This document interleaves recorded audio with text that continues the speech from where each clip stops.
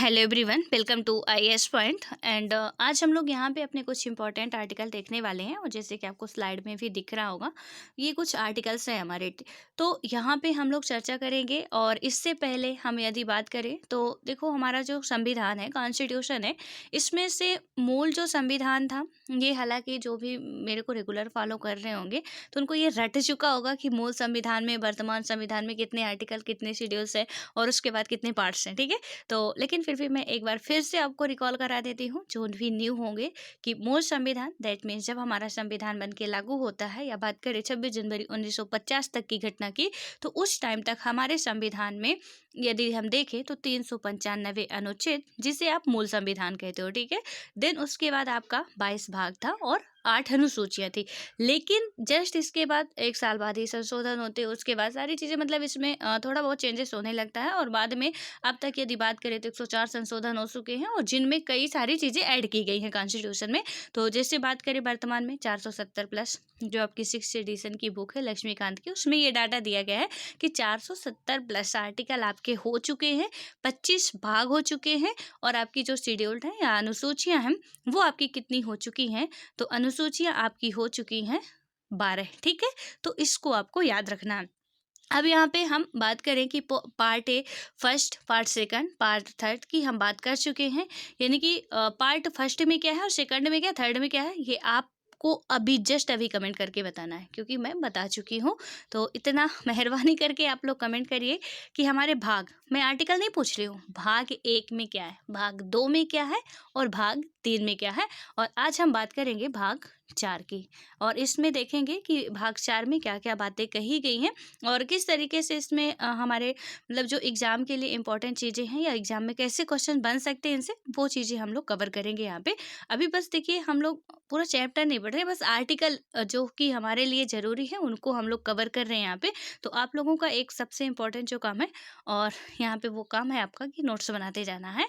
और साथ साथ, क्योंकि जब भी आप रिवाइज करो तो आपके लिए वो बेनिफिशियल हो, बार बार वीडियो देखना ना पड़े, इसलिए मैं बोल रही हूँ कि आप नोट्स बनाते जाइएगा।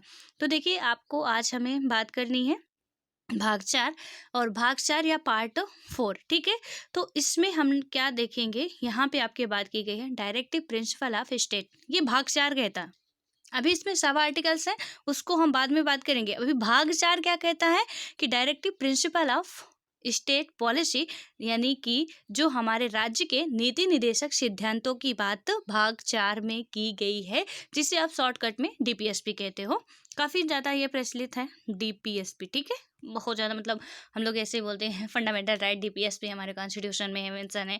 तो यहाँ पे और फंडामेंटल राइट और डीपीएसपी में एक बात और आपको जान लेने की यहाँ पे ज़रूरत है। सीधे नाम से ही क्लियर हो रहा है कि directive principle of state policy, यानी कि इसमें जो बताया गया है कि जो राज्य के नीति निर्देशक तत्व हैं या सिद्धांत हैं, वो क्या है, हमारे पास ऐसे हैं जो न्याय योग्य नहीं है। मतलब एक कानूनी अधिकार है आपको, लेकिन अब ऐसा नहीं है कि आपका, जैसे फंडामेंटल राइट में हमने बताया आपको कि हम जाते हैं, यानी कि हमारे कोई अधिकारों का, कहीं भी हम जा रहे हैं, या कि कोई हमें जाने से रोक रहा है, हमारे किसी भी तरीके के अधिकारों का हनन कर रहा है, जितने भी 6 हैं, 6 में से किसी भी अधिकार का यदि हनन किया जा रहा है, तो हम सुप्रीम कोर्ट, हाई कोर्ट, यानी कि आर्टिकल 32 के तहत सुप्रीम कोर्ट और आर्टिकल 226 के तहत हम हाई कोर्ट जा सकते हैं। ठीक है, लेकिन यहाँ पे ऐसा कोई मतलब प्रोविजन नहीं है कि आपके डीपीएसपी में काफ़ी सारी बातें लिखी गई हैं, तो ऐसा करो, आपको नहीं मिल रहा है वो चीज़ें, तो आप डायरेक्ट न्यायालय पहुँच जाओ, ऐसा आपके पास अधिकार नहीं है। ये वाद्य योग्य नहीं है हमारे पास, राज्य के ऊपर डिपेंड करते हैं कि राज्य चाहे तो हमें दे, ना चाहे तो ना दे। हम इसके लिए मतलब ऐसा नहीं है कि सरकार से लड़ सकते हैं कि हमें ये मिलने ही चाहिए, ये कंपलसरी नहीं है, ये राज्य पे डिपेंड करते हैं। लेकिन जो फंडामेंटल राइट है वो राज्य पे नहीं, वो जनता के लिए कंपलसरी है, कॉन्स्टिट्यूशन में मेंशन कर दिया गया है। एक क्वेश्चन पूछा गया था यूपीएससी में कि जो फंडामेंटल राइट है, मूल अधिकार से रिलेटेड पूछा गया था कि मतलब यहाँ पे राज्य पावरफुल है या जनता, मतलब इसमें नागरिकों का ये अधिकार है कि राज्य के द्वारा प्रदान किया गया। तो वहाँ पे सीधा सा आपका हमारा ये आंसर होना चाहिए था कि भैया राज्य में, इसका राज्य का कोई रोल नहीं है, राज्य चाहे भी तो इसे नहीं ख़त्म कर सकता, ये नागरिकों के मतलब उसमें डिपेंड करता है, या नागरिकों के ही अधिकार हैं। लेकिन डीपीएसपी में ऐसा थोड़ा सा इसमें कभी कभी जब आप मेंस वगैरह लिखोगे तो डिफरेंस भी लिखने के लिए आ जाता। खैर वो बात की बात है। अब हम आते हैं आर्टिकल पे और आपको नोट करते जाना है। अभी जो चीज़ें बताई, एक दो चीज़ें नोट करने लायक है जो कि आप नोट आई होप कि कर चुके होंगे। और देखिए पार्ट 4 फिर से मैं एक बार रिकॉल करा दूँ। पार्ट 4 में हमारा क्या है, directive principle of the state policy. और यहाँ पे इंग्लिश पीडीएफ देके कंफ्यूज नहीं होना, हम हिंदी में आपको बताएंगे। तो इसमें क्या बात करनी है, यानी कि राज्य के नीति निर्देशक सिद्धांत या तत्व, आप जो भी लिखना चाहें। देखो यहाँ पे कितने से कितने आर्टिकल तक की बात की गई। इसमें हमारे बात की गई है आर्टिकल 36 से लेके 51 तक। नोट करिए इसे कि जो भाग 4 है, भाग 4 में आर्टिकल 36 से लेके 51 तक की, अनुच्छेद 36 से 51 तक की बात की गई है। जैसे मैंने भाग 3 में बताया था कि 12 से 35 तक की बात की गई है। भाग 1 में 1 से 4 आर्टिकल तक की। भाग 2 आपका जो नागरिकता वाला है उसमें आपका 5 से 11 तक की बात की गई थी। इसी तरीके से आपका भाग 4 है और भाग 4 में 36 से 51 तक के आर्टिकल की बात की गई है। देखो इसे स्किप मत करना आप लोग, क्योंकि क्वेश्चन यहीं से उठाए जाते हैं। यही डायरेक्ट आपका छपेगा कि भैया जो डीपीएसपी है वो कितने से कितने आर्टिकल तक है। सीधे से बस इतना ही पूछ लिया जाएगा आपको। तो आपको ये पता होना चाहिए कि 36 से 51 तक के आर्टिकल डीपीएसपी में रखे गए हैं। अब आता है यहाँ पे मैं डीपीएसपी बोलूँगी, ठीक है, तो कंफ्यूज नहीं होना कि डीपीएसपी का मतलब भाई राज्य के नीति निर्देशक सिद्धांत ही है। भाग 4 में ही बात की जाती है। और ये कहाँ से लिया गया, हालांकि मैं ये लिखवा चुकी हूँ बट एक बार फिर से आप लिख लीजिए कि जो राज्य के नीति निर्देशक तत्व हैं वो हमारे आयरलैंड से लिए गए हैं। कभी बार मतलब वनडे लेवल में ऐसा पूछ लिया जाता है कि कहाँ से कौन लिया गया है, तो आपको याद रखना है कि राज्य के नीति निर्देशक तत्व आयरलैंड से लिए गए हैं। जैसे कि हमारा मूल अधिकार जो है वो अमेरिका के कॉन्स्टिट्यूशन से लिया गया है। मूल कर्तव्य जो है वो रसिया के कॉन्स्टिट्यूशन से लिया गया है। उसी तरीके से हमारा डीपीएसपी कहाँ से लिया गया है, आयरलैंड के कॉन्स्टिट्यूशन से लिया गया है। और हालांकि मैं ये बता चुकी हूँ आपको कि किस तरीके से इसे उधार का थैला कहा जाता है। हमने 60 से ज़्यादा देशों के संविधान को खंगाला और उसके बाद अपने देश के संविधान को लिखा। तो यहाँ पे ऑब्वियस है कि चीज़ें हमने अडॉप्ट की हैं कहीं ना कहीं से। तो उसको आप प्रीवियस वीडियो देखेंगे तो चीज़ें समझ में आएगी। अब देखिए जब 36 से 51 तक की मैं बात कर रही हूँ तो यहाँ पे 36 क्या कहता है, जो आर्टिकल हमारा 36 है वो क्या कहता है, डिफिनेशन ऑफ स्टेट। यानी कि ये परिभाषा दे रहा है किसकी, जो राज्य के नीति निर्देशक तत्व हैं उनकी बातों की, मतलब किसकी परिभाषा किस तरीके से क्या होगी इसके बारे में बताया जा रहा है। स्टेट की डिफिनेशन यहाँ पे वो वाला मैटर नहीं है, ठीक है। लेकिन हाँ, एक स्टेट की डिफिनेशन की बात की गई थी जो 12 में की गई थी। वहाँ पे पर्टिकुलर स्टेट को बताया गया है अच्छे तरीके से कि राज्य क्या है, राज्य के अंतर्गत क्या क्या चीज़ें शामिल हैं। और यहाँ पे यदि आपको याद हो, जस्ट अभी मैंने कल परसों ही बताया था, परसों शायद आपको बताया था, तो आई होप कि आपको चीज़ें वो याद भी होंगी। देखिए मैं एक बार फिर आपको बताती हूँ। जो 12 की मैं बात कर रही हूँ, आर्टिकल 12 में कि स्टेट का डिफिनेशन दिया गया था। हमारे कॉन्स्टिट्यूशन में कहीं भी देश नहीं है। स्टेट जब आता है तो स्टेट में क्या बात की गई थी कि यहाँ पे राज्य की परिभाषा, जैसे कि राज्य हम किसे कहेंगे, किससे मिलकर राज्य बना हमारा, तो भारतीय संसद, राज्य विधानमंडल, देश की संसद आपकी हो गई, कार्यपालिका हो गई, राज्य विधानमंडल, कार्यपालिका, और यहाँ पे जो अपरिहार्य अधिकारी हैं। उसके बाद आता है कि अन्य प्राधिकारी, जैसे कि आपका LIC हो गया, ऑयल हो गया, ONGC करके, ये सारे जो ऑर्गेनाइजेशन है वो सारी चीज़ इसमें आती हैं जिसे हम राज्य कहते हैं, जो मिलके आपका राज्य बनता है, ठीक है। तो वो 12 में जो डिफिनेशन है वो इसमें नहीं है। इसके जो ये डीपीएसपी उसके बारे में यहाँ पे बताया गया है। अब आता है 37, और 37 इतना आपके लिए इम्पोर्टेंट नहीं है बट खैर देख लीजिए।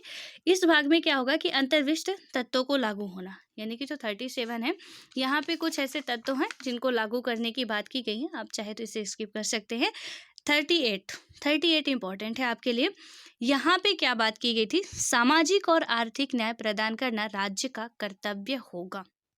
यानी कि जो हमारा 38 नंबर का था वो यहाँ पे क्या बात करता है कि जो राज्य का क्या होगा कि लोक कल्याण की अभिवृद्धि के लिए सामाजिक व्यवस्था बनाएगा। मतलब क्या हुआ, यानी कि वेलफेयर ऑफ द पीपल, यानी कि स्टेट की जो पीपल है उनके लिए किस तरीके का सामाजिक, ठीक है। तो यदि मैं थोड़ा इसको और सिंप्लीफाई करके लिखवा रही हूँ, जैसे मैं लिखवा रही हूँ वैसे आपको लिखना है, PDF का छापना नहीं है। तो यहाँ पे क्या लिखना है आपको, सामाजिक और आर्थिक न्याय प्रदान करना राज्य का क्या होगा, कर्तव्य होगा, आर्टिकल 38 कहता है। अब इसके लिए आप सुप्रीम कोर्ट नहीं जा सकते हो। कि यदि आपको सामाजिक और आर्थिक न्याय नहीं मिल रहे हैं तो आप पहुंच जाओ सुप्रीम कोर्ट, ऐसा नहीं है, ठीक है। अब आता है यहाँ पे 39। 39 क्या बात करता है कि इसमें यदि हम देखें हमारा जो 39 है, तो ये बात करता है राज्य द्वारा अनुसरणीय कुछ नीति तत्व, स्टेट द्वारा कुछ अनुसरणीय ऐसे होते हैं, नीति तत्व होते हैं जिनके बारे में यहाँ पे बात की गई है।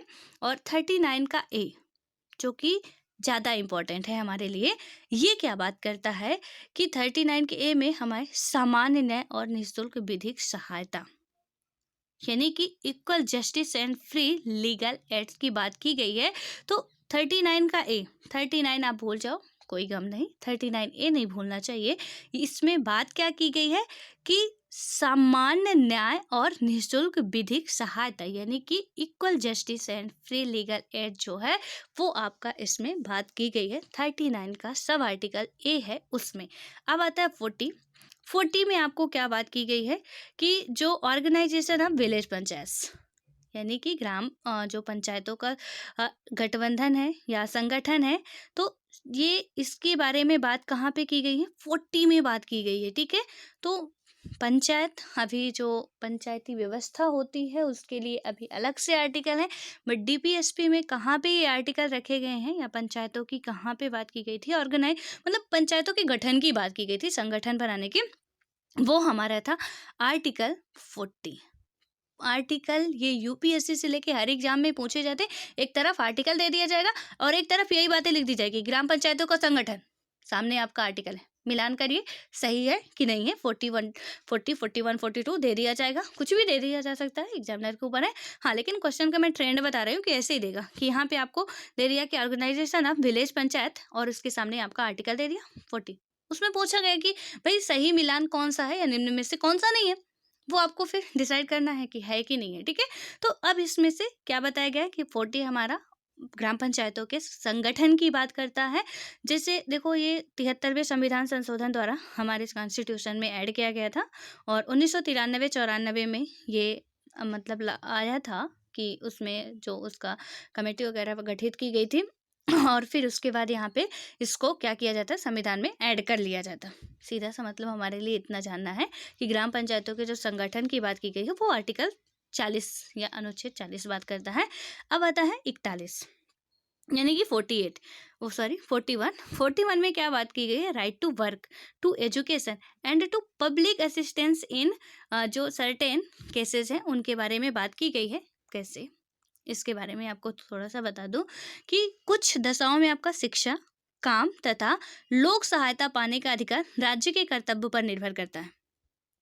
एजुकेशन, पहले शिक्षा जो था हमारा वो किस सूची का विषय था, देखो हमने 7वीं अनुसूची पढ़ी, 7वीं अनुसूची में 3 सूचियां थी, संघ सूची, राज्य सूची, समवर्ती सूची, ठीक है। तो जो 7वीं अनुसूची में 3 सूचियों में कुछ संघ में आते हैं, कुछ राज्य सूची के अंतर्गत आता है जिनमें सिर्फ कानून बनाने का हक राज्य को होगा, कुछ आते हैं आपका जो कॉन्करेंट लिस्ट है हमारी समवर्ती सूची उसमें आते हैं। इसमें क्या किया गया था, एजुकेशन हमारे स्टेट का विषय था, एजुकेशन कहाँ का था, स्टेट का विषय था। लेकिन जब 1976 में 42वां संविधान संशोधन हुआ तो उसमें क्या किया गया था कि उसे एजुकेशन जो स्टेट का सब्जेक्ट था उसे हटा के कहाँ पे रख दिया गया था, कंकरेंट लिस्ट में, समवर्ती सूची में। और समवर्ती सूची में पता है कि राज्य और केंद्र दोनों कानून बना सकते हैं, बट विवाद की स्थिति उत्पन्न हुई तो राज्य का ही कानून मान्य होगा, तो इसलिए उसे हटा दिया गया था। खैर 41 हमारा क्या कहता है, जो अभी मैंने बताया प्लीज उसे नोट कर लीजिएगा कि एजुकेशन कब किस संविधान संशोधन के तहत मतलब समवर्ती सूची में रखा गया था, पहले क्या था, क्वेश्चन इससे भी बनते हैं, ठीक है। तो अब इसमें क्या बताया गया कि राइट टू वर्क यानी कि काम करने का, शिक्षा का, लोक सहायता पाने का अधिकार जो है ये सारे मतलब राज्य के कर्तव्य पर निर्भर करते हैं कि राज्य इसमें मतलब किस तरीके से ये राज्य का मेन कर्तव्य होना चाहिए कि वो लोगों के लिए ऐसा काम करे। लेकिन फिलहाल अभी शिक्षा आपका दरकिनार कर दिया गया है, ठीक है, जिसमें रखा गया है। लेकिन वो शिक्षा का अधिकार मतलब शिक्षा, राइट टू एजुकेशन, आप पढ़ेंगे जब फंडामेंटल राइट आता है हमारा, वहाँ पे भी बात की गई है, 2009 में राइट टू एजुकेशन की बात की गई थी, ठीक है। तो ये खैर अलग मैटर है, बस इतना याद रखना कि 41 में क्या बात की गई। उसके बाद आता 42। 42 हमारा बात करता है कि लोक स्वास्थ्य के लिए उचित सुविधाएं तथा प्रसूति सहायता। ये किसके लिए बात की जा रही भाई, यहाँ पे बात की जा रही है कि लोक स्वास्थ्य सुविधाएं ठीक है, किसके लिए? लोगों के स्वास्थ्य सुविधा के लिए उचित, यानी कि जो लोग हैं लोग या लोग कुछ भी कहें कि उनके स्वास्थ्य के लिए उचित सुविधाएं और प्रसूति सहायता। प्रसूति सहायता का मतलब आप जानते हैं, जो प्रेग्नेंट वुमेन होती है उनके लिए कई सारे गवर्नमेंट के द्वारा स्कीम्स चलाए जाते हैं। चाहे वो स्टेट गवर्नमेंट भी अपनी तरफ से कुछ चलाते हैं, कुछ मतलब सेंट्रल गवर्नमेंट भी लॉन्च करती रहती है। तो इनका मतलब राज्य का ये कर्तव्य होता है कि उनके लिए क्या करे कि कुछ स्कीम्स वगैरह लॉन्च करे, उनके लिए कुछ करने का मतलब वहाँ पे कुछ इनिशिएटिव ऐसा लाए जिससे कि उनको क्या हो कि आसानी हो। क्योंकि पहले जो होता था कि घर पे ही डिलीवरी हो जाती और उसके बाद बहुत ज़्यादा समस्या होती थी। अब 108 जो एम्बुलेंस चल गई है, ठीक है, उसके तहत आप तुरंत कॉल करो, हॉस्पिटल पहुँचो, हॉस्पिटल में आपकी अच्छी खासी मतलब अच्छे तरीके से जच्चा बच्चा दोनों ही स्वस्थ रहते हैं, क्योंकि सुविधाएं वहाँ पे अच्छी मिल जाती हैं। तो अब वो दादी वाला काम खत्म हो गया कि जो दादियाँ पहले वहाँ पे डिलीवरी कराती थी। अब हॉस्पिटल जाने की व्यवस्थाएं हो चुकी हैं। ये राज्य के ऊपर डिपेंड करता है कि वो करें या ना करें। हाँ, लेकिन वो करते हैं, ठीक है। उसके बाद आता है आपका 43 आर्टिकल जो बात करता है लिविंग वेज। मतलब क्या हुआ इसका कि कर्मचारियों को उद्योग प्रबंधन का सदस्य बनाया जाएगा या भाग लेने दिया जाएगा। ये 43 के ए में बात की गई है। अभी मैं 43 का जो सब आर्टिकल नहीं की बात करूं तो यहाँ पे क्या है, कर्मचारियों के लिए निर्वाह मजदूरी आदि, ये क्या बात की गई, living veg etc. for workers, यानी कि कर्मचारियों के लिए क्या है, निर्वाह मजदूरी आदि की बात कहाँ पे की गई, 43 में। लेकिन 43 का ए जो बात करता है वो क्या बात करता है कि कर्मचारियों के उद्योग प्रबंधन का सदस्य बनाया जाएगा या भाग लेने दिया जाएगा। 43 के ए में बात की गई। देखो, ये सारे आपके पास अधिकार नहीं है, ये राज्य पे डिपेंड करता है कि वो आपको देगा कि नहीं देगा। ये मैं फिर से बता रही हूँ आपको, ठीक है, क्योंकि जो मूल अधिकार सिर्फ 6 ही हैं, 6 के अलावा आप ज़्यादा ना आशा करें कि हैं, तो उसी में आपकी भलाई है। और इसको थोड़ा सा ध्यान रखना है कि इसके लिए आप सुप्रीम कोर्ट नहीं जा सकते हो। हालांकि इसके लिए ऐसा नहीं है कि मतलब आपके लिए कोई प्रावधान ही नहीं है, कानून वगैरह बनाए गए हैं, सब कुछ है आपके लिए। लेकिन हाँ, डायरेक्ट मतलब ऐसा कर दो कोई, अरे हमारे अधिकारों का हनन हो रहा, हम पहुंच जाएंगे, तो ऐसा वाला हाल यहाँ पे नहीं होने वाला है। बस ये राज्य चाहे तो करे, ना चाहे तो ना करे, ठीक है। मतलब पूरा पूरा राज्य के ऊपर डिपेंड करता है। तो 43 के ए में आप समझ चुके हैं क्या बात की गई थी, 43 में क्या बात की गई है। 43 का बी भी यहाँ पे दिया गया है। तो 43 के बी, जो बी है उसमें का मतलब कि कोऑपरेटिव सोसाइटीज की बात की गई है, यानी कि कोऑपरेटिव सोसाइटी का मतलब जो सहकारी समितियों को बढ़ावा देना। सहकारी का मतलब क्या होता है, जहाँ पे थोड़ा सा राज्य का मतलब ऐसा होता है कि सहकारी, ठीक है, इसका मतलब हुआ कि राज्य का भी थोड़ा सा यहाँ पे पार्टिसिपेशन हो और निजी कोई सेक्टर है उसका भी पार्टिसिपेशन हो। तो राज्य मतलब आप ऐसा कह सकते हो कि सरकार और जब निजी क्षेत्र मिलके आपस में काम करते हैं वो सहकारी वाला होता है मैटर, ठीक है। तो यहाँ पे जैसे पीडीएस सिस्टम के तहत आपको भोजन वगैरह मिलता है, जो राशन पानी मिलता है वो एक सहकारी दुकान से मिलता है आपको। सहकारी दुकान का मतलब कि निजी भी उसमें शामिल हो और क्या हो, राज्य का या सरकार का भी उसमें हाथ हो, ऐसी वाली संस्थाएं। तो यहाँ पे यही बताया गया है कि प्रमोशन ऑफ कोऑपरेटिव सोसाइटी, तो इनके बारे में भी बात की गई है। अब आता है 44 का बात यदि हम करें तो uniform civil code for the citizens, यानी कि 44 आपके लिए क्या बात करता है, समान नागरिक संहिता की बात हमारे लिए कौन सा आर्टिकल करता है, तो आर्टिकल 44 करता है। ये बहुत इंपॉर्टेंट है, इसमें स्ट्रिक मार्क लगा लीजिए, क्योंकि अभी आगे चीज़ें जब आप पढ़ोगे ना वहाँ भी आपके लिए ये काम आने वाले हैं कि जो यूनिफॉर्म सिविल कोड है वो सिटीजन्स के लिए किस आर्टिकल के तहत है, आर्टिकल 44 के तहत है। और सबसे बड़ी बात कि ये कहाँ पे आ रहा है, तो डीपीएसपी में बात की गई है। यूनिफॉर्म सिविल कोड की जो बात की गई है वो डीपीएसपी के अंडर में बात की गई है, ठीक है, दैट मीन्स राज्य के अंडर पे। ये थोड़ा सा ध्यान रखना आपको। 45 में आपका क्या बात की गई है, जो हमारा 45 आर्टिकल है इसमें 6 से 14 वर्ष के बच्चों के लिए शिक्षा उपलब्ध कराने का राज्य का कर्तव्य है, यानी कि 6 से 14 वर्ष के बच्चों के लिए क्या किया जाएगा, यहाँ पे जो भी इस एज तक के बच्चे होंगे इनको एजुकेशन प्रोवाइड कराना कहाँ का कर्तव्य है, ये है स्टेट का कर्तव्य है।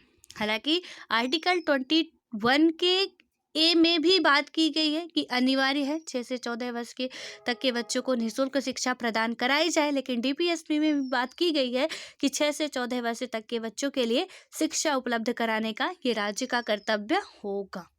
अब आता है 46, जो अनुच्छेद 46 है हमारा। इसमें बात की गई है कि पिछड़े वर्ग के लोगों के लिए राज्य के कर्तव्य, यानी कि एससी एसटी तथा अन्य पिछड़े वर्ग जो हैं, तो उनके लोगों के लिए किस तरीके से सुविधाएं मुहैया कराना है, ये कहाँ का कर्तव्य होगा? स्टेट का ही कर्तव्य होगा। यानी कि देखो यहाँ पे एजुकेशनल भी है, इकोनॉमिक भी है, तो इनसे रिलेटेड जो भी आपकी शेड्यूल कास्ट है, दैट मीन्स एससी है या कि एसटी है, जैसे कि शेड्यूल ट्राइब, और ये एक हमारे ना, मतलब ऐसा कह सकते हो कि देखो काफ़ी प्रोफेशनल वाले वर्ड है। आप दलित वर्ग कह दो तो वो थोड़ा अच्छा नहीं लगता है, किसी को उसकी जाति से डिनोट करो कि ये इस जाति का है, उसे ऐसा बुलाओ। इसलिए एक वर्ड यहाँ पे दे दिया गया हमारे संविधान में, या एक दस्तावेज में जो लिखा गया है उसमें एक ऐसा प्रोफेशनल वर्ड दे दिया गया है कि ताकि सुनने में अच्छा ना लगे, उसमें कई सारी मतलब जातियों को शामिल कर दिया गया। अब हम ऐसा नहीं कर सकते कि एसटी या एससी में सिर्फ वो एक ही जाति को रखा गया है या एक ही वर्ग को रखा गया है, कई सारी जातियाँ उसमें आ जाती हैं। तो यहाँ पे इसलिए ये इसको थोड़ा सा आपको याद रखना है। जो शेड्यूल कास्ट है, शेड्यूल ट्राइब है, यानी कि जो हिंदी यदि आपको नहीं पता हो तो आप लिख लीजिएगा। शेड्यूल कास्ट का मतलब होता है अनुसूचित जाति, आपने कई बार सुना होगा। उसके बाद शेड्यूल ट्राइब का मतलब होता है अनुसूचित जनजाति, यानी कि एसटी अनुसूचित जनजाति, एससी आपका होता है कौन सा? शेड्यूल कास्ट, या कि आपका जो अनुसूचित जाति की बात करता है ये होता है। तो इनके एजुकेशन और इकोनॉमिक वेलफेयर के लिए यहाँ पे बात की गई है। कहाँ पे? आर्टिकल जो 46 बात करता है, वो राज्य के डिपेंड करता है कि राज्य इनके लिए कुछ काम करे। 47 आर्टिकल क्या कहता है यहाँ पे कि मादक पदार्थों पर राज्य का कर्तव्य होगा कि इस पर निषेध लगाए, लोक स्वास्थ्य को बढ़ावा देगा। हाँ, मतलब ठीक है, आर्टिकल है। देखो कोविड के चलते ना आपको सबसे पहले मतलब इम्पोर्टेंस समझ में आ गई होगी चीज़ों की, क्या थी कि जब लॉकडाउन हुआ, लॉकडाउन होने के बाद मतलब गजब का ही हुआ यहाँ पे देखने को मिला कि कुछ भी नहीं खुला, कुछ भी ओपन नहीं हुआ, लेकिन मादक पदार्थों की जो भी दुकानें थी वो सबसे पहले खोली गई। सीधा सा मतलब है कि राज्य का जो रेवेन्यू है वो कहाँ से आ रहा है, राज्य का जो राजस्व है उसमें पैसा कहाँ से आ रहा है? इन्हीं से टैक्स मिलता है और इन्हीं से पैसा आता है। पेट्रोलियम से हो गया, यहाँ पे शराब से हो गया, जो जितने भी मतलब ये मादक पदार्थों में बहुत सारी चीज़ें आती हैं आपका, तो उनसे जो भी पैसा आता है वो राज्य को मिलता है। अब राज्य को मिलता है तो ऑब्वियस है कि मतलब खर्चा कहाँ से चलेगा? और सीधा सा मतलब वो खोला गया था, और यहाँ पे डीपीएसपी में कहा गया कि राज्य के ऊपर डिपेंड करता है कि वो बंद करे। अब कितना बंद करेगी आप समझ सकते हो। खैर इसीलिए कि कुछ पे राज्य चाहे तो करे, ना चाहे तो ना करे। इसीलिए इस पे रखा गया है, डीपीएसपी पे रखा गया है कि जो मादक पदार्थों पर राज्य का क्या कर्तव्य होगा कि इन पर निषेध लगाए, यानी कि इन पर क्या करे, वो प्रतिबंध लगाए और पब्लिक के हेल्थ के लिए थोड़ा सा उसके इम्प्रूवमेंट के लिए सोचे। ठीक है, जो भी हो रहा है। देन उसके बाद आता है बस 47 में याद रखना है कि क्या बातें कही गई थी। 48 में आपका बात किया गया था। यहाँ पे जो हमारा है 48 कृषि और पशुपालन के लिए काम करेंगे। ये 48 आपका क्या कहता है कि organisation of agriculture and animal husbandry, कृषि और पशुपालन के लिए काम करने की बात कहाँ पे की गई थी? 48 में। और सबसे इम्पोर्टेंट है, जो कि आप 4-5 जितने चाहें उतने स्ट्रिक मार्क लगाएं, 48 का ए कई बार पूछा गया है। और यहाँ पे लेवल डिपेंड नहीं करता किस लेवल का एग्जाम है, हर लेवल के एग्जाम में पूछा ही जाता है। 48 का जो ए है, इसमें बात की गई है इम्प्रूवमेंट ऑफ एनवायरनमेंट। मतलब क्या है कि जो पर्यावरण का संरक्षण और वन्य जीवों का संरक्षण, 48 का ए ये बात की गई है कहाँ पे? पर्यावरण का संरक्षण और वन्य जीवों का संरक्षण 48 में नहीं, 48 के सब आर्टिकल ए में बात की गई है। ये आपको याद रखना है कि कृषि और पशुपालन के लिए काम करेंगे स्टेट वाले, वो 48 है।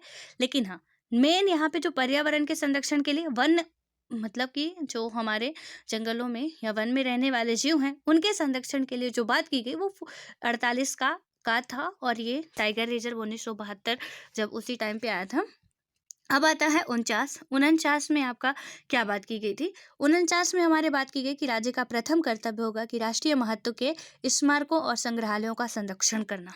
वाह, दैट्स गुड। यहाँ पे क्या होगा कि जो हमारे स्टेट है उनका क्या कर्तव्य होगा कि वो क्या करे, हमारे जो मतलब कि प्लेसेस हैं, कैसे प्लेसेस हैं जो राष्ट्रीय महत्व के, मतलब कई जगह होता है ना कि इसने ये बनवाया, जैसे ताजमहल, जितने भी स्मारक हैं, टूरिस्ट प्लेस हैं, उनका क्या करे, वो जो भी संग्रहालय है उनका क्या करेगी, संरक्षण करेगी। राज्य का कर्तव्य होगा कि जिस राज्य में जो भी चीज़ें हैं उनका, मतलब प्राचीन चीज़ें जो भी हैं, उनको ऐसे है कि विखंडित ना होने दे, गिरने ना दे, नष्ट ना होने दे, क्योंकि उनसे भी राज्य को कहीं ना कहीं रेवेन्यू वगैरह मिलता है। और ठीक है कि हमें इतिहास के बारे में चीज़ें पता चलती हैं कि भाई यहाँ पे ऐसा था ऐसा था। तो इसके लिए यहाँ पे 49 में ये रखा गया है। आता है अब 50। हाँ, और ये 50 ना अभी जस्ट अभी इस बार का जो यूपीपीसीएस का एग्जाम हुआ था उसमें पूछा गया था, एमपी वाले में भी पूछा गया था। बहुत सिंपल सा है। इसमें पूछा क्या है, मतलब 50 में बताया क्या गया है कि जो हमारा separation of judiciary from executive, मतलब न्यायपालिका का कार्यपालिका से पृथक्करण। देखो 50-50, ये बहुत मतलब इजी आर्टिकल है। सीधा सा मतलब याद देखो 50-50। 50-50 का मतलब क्या है कि यहाँ पे जो न्यायपालिका है और कार्यपालिका है, न्यायपालिका का कार्यपालिका से पृथक्करण, ये बात करता है 50 में। तो जब बात करेगा कि जो न्यायपालिका है कार्यपालिका से अलग होने की बात कहाँ पे की गई है, न्यायपालिका स्वतंत्र है, कार्यपालिका के अधीन नहीं है। तो यहाँ पे जब भी आपसे क्वेश्चन पूछा जाएगा कि न्यायपालिका से जो हमारा कार्यपालिका है इसका पृथक्करण किस आर्टिकल में है, तो सीधा सा है, पृथक्करण का मतलब क्या है, अलग अलग है, 50-50 है। तो इसमें क्या है कि आपका 50 होगा। ठीक है, आर्टिकल 50। अब आता है 51। 51 में क्या बात की गई है, इंटरनेशनल पीस एंड सिक्योरिटी। देखो इसमें क्या बात की थी, अंतर्राष्ट्रीय शांति और सुरक्षा के राज्य के कर्तव्य, मतलब राज्य का ये कर्तव्य होगा कि अंतर्राष्ट्रीय सुरक्षा और शांति को बनाए रखे। ये 51 में बात की गई। 50 में राज्यपाल मतलब कि न्यायपालिका कार्यपालिका का पृथक्करण। 51 में क्या बात की गई है कि जो हमारा promotion of international peace and security, मतलब अंतर्राष्ट्रीय शांति और सुरक्षा के राज्य के कर्तव्य, अंतर्राष्ट्रीय शांति और सुरक्षा 51 में बात की गई है। ये राज्य के ऊपर डिपेंड करता है कि वो थोड़ा सा मतलब बवाल ना क्रिएट करे, ठीक ठाक रहे और रहने दे, मतलब जिए और जीने दे वाला काम चलता रहे, इसमें ज़्यादा दिक्कत ना हो। अब देखिए यहाँ पे एक नोट बनाइए अच्छी खासी लंबी सी, और एक चीज़ यहाँ पे ऐड करिए।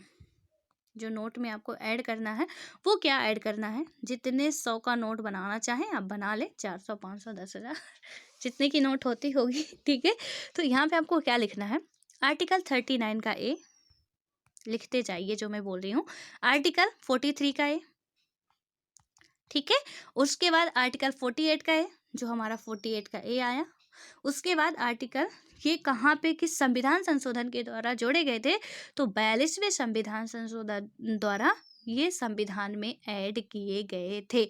जब भी आर्टिकल के सब आर्टिकल आएंगे उनमें संशोधन के द्वारा ही जोड़ा जाएगा।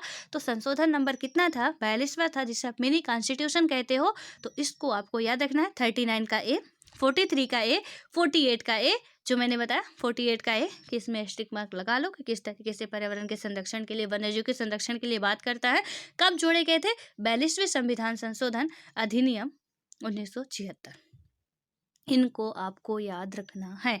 और अब आता है डीपीएसपी में ही एक इसमें फिर संशोधन किया गया, फिर बवाल मचा दिया गया। अब क्या था, 42वां संविधान संशोधन ही था। इसमें क्या किया गया कि जो भाग 4 का ए, मतलब भाग में ही परिवर्तन कर दिया गया था, भाग 4 का ए या का, ठीक है, इसको हिंदी इंग्लिश जिसमें भी आप लिखना चाहें। इसमें क्या किया गया था, मौलिक कर्तव्य जोड़ दिए गए थे। आर्टिकल क्या रखा गया था, आर्टिकल 51 का ए, भाग 4 के ए में मौलिक कर्तव्य की बात की गई थी, और आर्टिकल क्या था इसमें, 51 का ए था। अब देखो मौलिक कर्तव्य ये कब ऐड किए गए थे, तो 42वें संविधान संशोधन में ही ऐड किए गए थे 1976 में। इसकी कमेटी कई बार पूछी जाती है, किस कमेटी के तहत, तो सरदार स्वर्ण सिंह कमेटी के तहत या उनकी सिफारिश के तहत इसको ऐड किया गया था। और जब वो हमारा मतलब इसे ऐड किया गया था उस टाइम 10 हमारे पास क्या थे कि मूल कर्तव्य थे, परंतु अभी वर्तमान में 11 कर्तव्य हो गए हैं, जो कि बताया गया है कि मतलब माता पिता अपने बच्चों को अनिवार्य रूप से शिक्षा प्रदान करें। वो हमारे मतलब 11वां जो कर्तव्य जुड़ा, क्योंकि हमें राइट तो सबको पता होते हैं, ड्यूटीज बहुत कम लोगों को पता होती है। एंड आप आज का आपका होमवर्क है कि आपको ये जितने भी हमारे ना ड्यूटीज हैं, दैट मीन्स कर्तव्य हैं, मौलिक कर्तव्य 11 हैं, 11 के 11 आप याद करने की कोशिश करिएगा, और याद ना हो तो प्लीज़ पढ़ने की ही कोशिश करिएगा। सो आई होप कि आपको चीज़ें समझ में आ चुकी होगी कि फंडामेंटल ड्यूटीज़ कहाँ पे है, क्या चीज़ें कहाँ पे हैं। अब हम बात करेंगे अपने नेक्स्ट वीडियो में, देखते हैं नेक्स्ट पार्ट में क्या चीज़ें कवर करते हैं। बस आप लोग पढ़ते रहिए अच्छे तरीके से। अभी कुछ आर्टिकल्स हैं, हो सकता है मैं उनको भी करा दूँ यहीं पे लगे हाथ। तो आपको नोट्स आई होप कि आप बना रहे होंगे और साथ के साथ रिवाइज भी करते जा रहे होंगे। प्रेसिडेंट, वाइस प्रेसिडेंट, इनसे रिलेटेड जितने भी आर्टिकल हैं आपको बिल्कुल मुँह ज़बानी याद हो जाने चाहिए। ऐसा वाला काम करना है, ठीक है। एंड आई होप कि मैं उसमें हाँ थोड़ा सा खरी उतर पाऊँगी, क्योंकि थोड़ा सा तो मेहनत आपको भी करनी पड़ेगी। पता चले कि अब ऐसा तो है नहीं कि मैं पूरा का पूरा आपके माइंड में भर दूँगी, कोशिश करूँगी, लेकिन पढ़ना तो आपको भी पड़ेगा, ठीक है। सो मिलते हैं फिर नेक्स्ट वीडियो में।